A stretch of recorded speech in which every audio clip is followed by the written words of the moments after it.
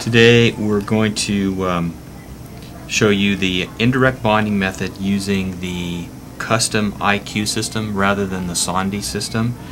It's basically the same with part A, part B. We just put a Sure adhesion promoter on the teeth before we put the part A and the part B, and then put the indirect matrix on. So we're going to go basically from start to finish for custom IQ and indirect bonding in this very typical class 2 div 2 case. So again, for sure, the first thing that we're going to do obviously is clean the teeth, which we've already done. And we use non-fluoridated just flour of pumice to clean the teeth. Make sure that they're really clean. Otherwise, you're just going to be bonding to what seems like is going to be a layer of plaque, and your bonding will not be as good. I like to make sure that I get the line your way there.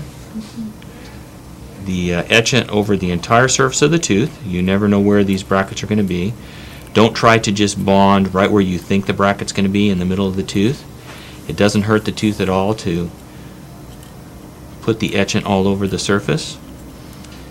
I'll typically etch myself for a full 60 seconds rather than the 15 if you're still using the etch technique to do composites.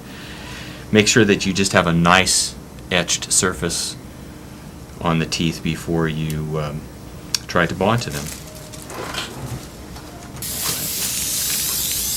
What I like to do is take a surgical suction and take off most of the etchant before you rinse it, and that way you're not rinsing a lot of the etchant down into the patient's mouth. It just makes them salivate a little bit much. So if you do it this way, it's a little bit better. And then I'll take the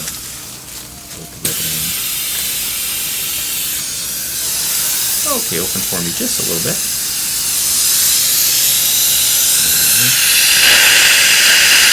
And then I just rinse them really well.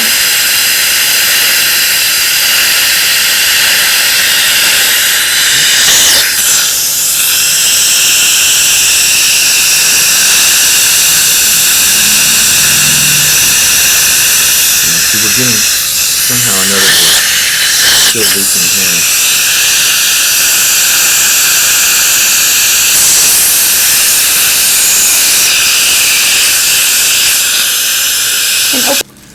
Alright, what I'm going to do now is, in the beginning, is put the Assure bonding promoter on the teeth prior to using basically the part A and the part B, just like we used to use in Sondy.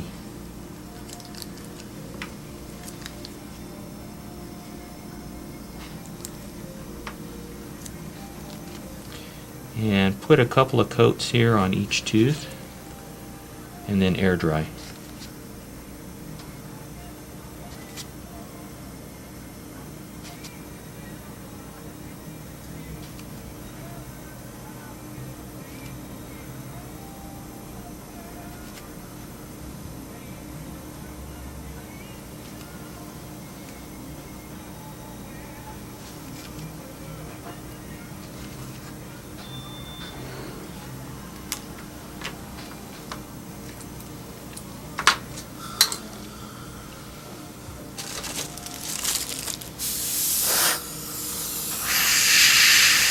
Suction, please. Right, patient's right side.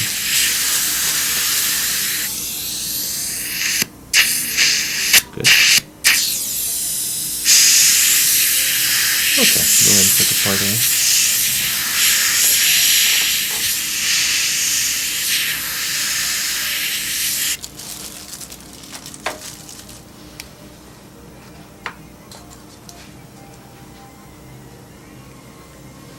And then just a thin coat of the custom IQ onto each tooth, very thin. It doesn't take much because the brackets fit the teeth very well.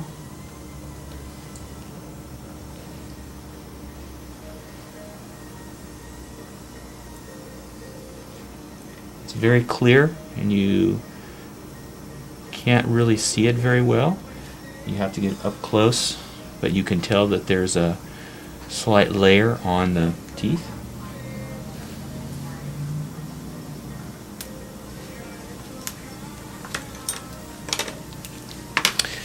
And the assistant has painted the custom IQ onto the back of the brackets here in the individual tray. And now we just have to carefully slide it on without getting any contamination. So open for me just a little bit as I slide it in. Okay.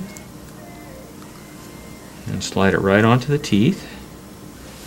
What I like to do is make sure that the brackets are on the teeth very, very well. And I'll give it just a little push just to make sure that they're not away from the teeth at all, using a scaler. And then I like to hold it on with my fingers lightly for the first 2 minutes while it gives the preliminary set. And then you can peel off the hard outer layer. And then I like to put at least another couple of minutes before I actually peel off the soft inner layer. Okay, I've waited about 5 minutes to allow that to set up. So now I can take out the cheek retractors. And first thing that comes off, of course, is the overlay. And then what you have to do is just be on the careful side while peeling off the soft inner liner. You don't want to put too much stress on the brackets right now. And what I do is I just start from the lingual, and you just easily try to just kind of peel off without putting any pressure, without putting any pulling pressure on the brackets themselves. And once you get a couple started, the rest will generally go pretty easy. Ralph's Lab, at Ralph's Lab, Bong puts these little slits in here that makes it a little bit easier for these brackets to, or the actual inner layer to come off without causing any bracket debonding.